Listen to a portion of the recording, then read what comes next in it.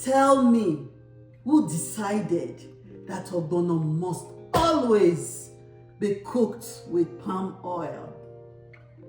I beg, today I'm flipping the script with red bell peppers instead. Welcome to Spice and Simplicity with Julie, where we make delicious meals effortlessly. Today, I'll be making ogbono soup with red bell peppers. Please join me as I introduce what we need to make this delicious soup. The ingredients are red bell peppers and habanero peppers already blended, sliced spinach, and for the protein we have assorted meat and stockfish. And for dried ingredients we have grinded ogbono, grinded crayfish. We also have a jammy soup spice, ogiri, also known as locust bean, seasoning cube, and salt to taste. We also have a meat stock. If you want to learn how to prepare a meat stock, click on the link above. So the first thing that goes into the pot is our blended bell peppers and habanero pepper. We allow this to cook for about 5 minutes before adding the meat stock. So we're going with our crayfish, the ogiri, locust bean, and jammy soup spice.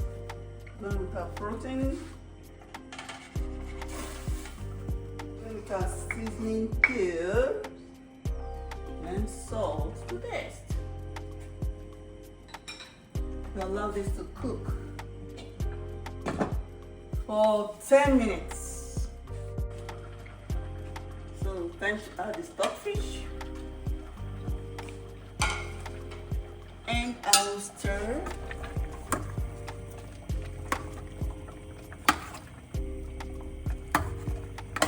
So let's allow this to cook for 3 minutes.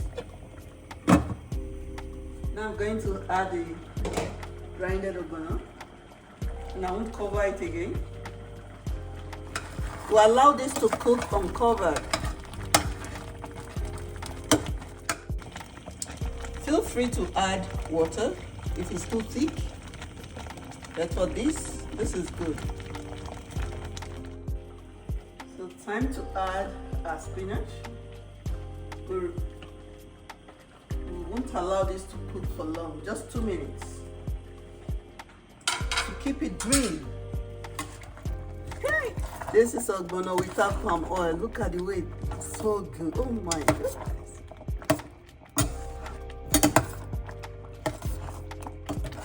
Our soup is ready.